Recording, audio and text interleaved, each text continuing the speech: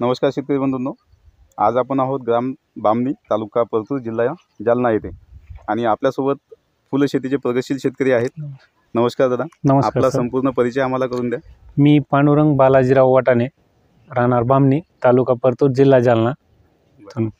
मी सध्या माझ्याकडं 10 बाय 10चं अंतर आहे आणि याच्यामध्ये गुलाबाचे लागवड केलेली आहे आणि याचं मधलं जे अंतर आहे ते 1.5 ते 2 फुटाचं अंतर आहे. म्हणजे 10 बाय 2 वर तुमचा गुलाबाची 10 लागवड बाय आहे. 2 वर गुलाबाची लागवड आणि आहे. त्याच्यामध्ये आंतरपीक म्हणून तुम्ही आंतरपीक म्हणून आता सध्या मी बिजलीचं घेतलेलं आहे. बरं. याच्या अगोदर गलंडा, शेवंती असं अलग अलग पीक आपण घेऊ शकतो याच्यामध्ये. अच्छा. आणि याच्यामध्ये तुम्ही पाणी व्यवस्थापन कसं केलं? नेटाफेमच्या तुफान ड्रिप लाईननी आपण पाणी देतो. बरं, हा प्लॉट आपला नवीन प्लॉट आहे. नवीन प्लॉट आहे. अच्छा. आणि हा बाजूचा जो प्लॉट याच्या बाजूला जो माझा प्लॉट आहे तो माझा जुना प्लॉट आहे. त्याच्यामध्ये आम्ही दुसऱ्या, जसं आमच्या गावातले ना इतर शेतकरी ठिबक वापरायचे नॉन आयसाचं ते सांगायचे, त्याप्रमाणे त्यांच्यासारखंच आम्ही पण याच्यात बाजूच्या ज्या ड्रिप लाईनला कोणत्या साध्या कंपनीचं आणायचो. तर त्याच्याने काय व्हायचं माहिती आहे का, पाणी असं बरोबर पडत नव्हतं की कुठं जास्त पाणी पडायचं, कुठं कमी पाणी पडायचं. तर त्याच्याने क्वालिटी बरोबर यायची नाही आणि झाडं सुकायचे, जळायचे झाडं.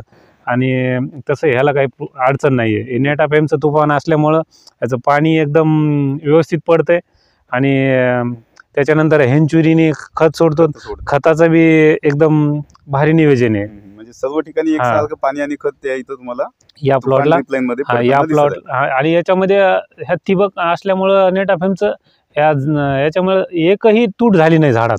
अच्छा. बिलकुल तूट व्हायचं काय संबंध नाही, कारण पाणी याला व्यवस्थित पडलं ना. प्रत्येक ड्रिपर मध्ये आपलं तिथं पाणी पडल्यामुळे बुडाजवळ पाणी पडलं, त्याच्यामुळे झाड हे सर्व जगले गेले, तूट तिथं पडलेली नाही. जगल्या गेले बी आणि क्वालिटी बी नंबर 1 आहे. अच्छा. म्हणजे आता एक तोडा तुमचा सध्या सकाळी सकाळीच झालेला आहे. आता सध्या उद्या 26 जानेवारी असल्यामुळे काय माहिती आहे का, की सध्या भाव भारी आहे फुलाला, त्याच्यामुळे आपला सगळ्या फुलाचा झालाय. गुलाबाचा बी झालाय. गुलाबाचा तर रोजच करतो आम्ही, पण बिजलीचा सकाळी केलाय. अच्छा. तर दादा, आपण जे म्हणतो की बाबा, तुम्ही सांगितलं की लोकलचं तुम्ही मटेरियल पहिले आणायचे आणि आता तुम्ही नेटाफेमचं तुफान वापरायला लागले, तर तुम्हाला याच्यामध्ये फरक जाणवला का? हा, भरपूर फरक आहे. भरपूर फरक आहे. क्वालिटीमध्ये काय वाटलं? क्वालिटीमध्ये नेटाफेमची एकदम भारी क्वालिटी आहे. कारण जे शेवंती एक पीक असते, शेवंती फुलाचं, त्याच्यामध्ये आपण दुसरं जर ड्रीप टाकलं नॉन आयसायचं तर त्याला तुम्ही काढू शकत नाहीत. ते ठिबकला त्याच्यात असं ओढलं ना तर ते ताणून ते तुटून जातं. आणि नेटाफेमचं तुफान असू द्या किंवा स्टीम लाईन पण असू द्या, ते सहजपणे निघतंय, एवढी काही अडचण जात नाही. नेटाफेमची स्ट्रीम लाईन याच्या आधी काढून? हा, नेटाफेमची स्टीम लाईन मी स्वतः काढलेली. बाजूला आपण शेवंती लावली होती ह्याच्यात, आता 3-4 दिवस झाले मी काढलेली त्याच्यातून. हा, शेवंतीच मी स्टीम लाईन काढली आणि सहज निघते. एवढी बी सहज निघत नाही, पण 50 फूट अशी ओढायची नळी, परत तिला सरळ करायचं, परत ओढायची 50 फूट अशी, त्याच्याने निघून जाते. 50 फूट काढली ना तर निघते. 300 फुटाची नळी मी काढली. तर आता तुम्ही सांगितलं की बाबा ते निघत नाही म्हणून शेतकरी काय करतात, लोकल आणतात आणि मल्चिंगच्या पेपर सोबत त्याला जाळून टाकतात. बरोबर. पण शेतकरी बंधूंनो, इथं आपल्याला एक गोष्ट लक्षात घ्यायची आहे की ठिबक ही वारंवार करण्याची गोष्ट नाहीये. ठिबक ही दरवर्षी आणायची गोष्ट नाहीये. ठिबक हे आपल्याला कमीत कमी 5 वर्ष 6 वर्ष टिकलंच पाहिजे.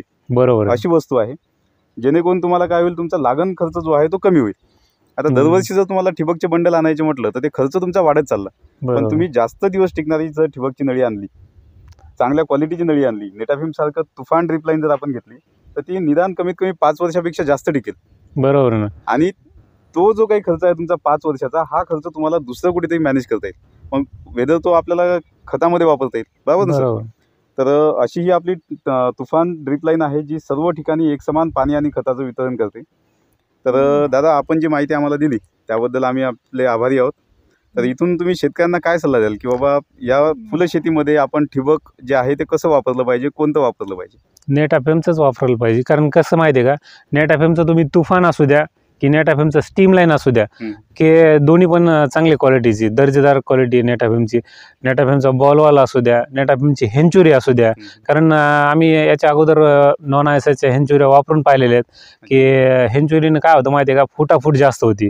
कधी पाईपलाईन पण ते दाब बसतंय तर त्याच्याने पाईपलाईन पण फुटू शकते. त्याच्यामुळं आणि हेंचुरी काय असतं माहिती आहे का, हेंचुरीवर दाब पडताना नॉन आयएसआयच्या हेंचुऱ्यापाशी तुटाफूट जास्त होती. त्याच्यामुळं पाईप सटकी होती. नेटाफेममध्ये तसं होत नाही. आणि हेंचुरी योग्य चांगलं काम करते. त्याच्याने पिकाला बी चांगले दर्जेदार फुलं येतात. म्हणजे कोणते बी पीक असू द्या ते दर्जेदारच येतं नेटाफेमच्या ह्यानी. आणि सध्या आता आपल्याकडं तर फुलं असल्यामुळं आपल्याला अनुभव आहे, कारण फुलाला पाणी बी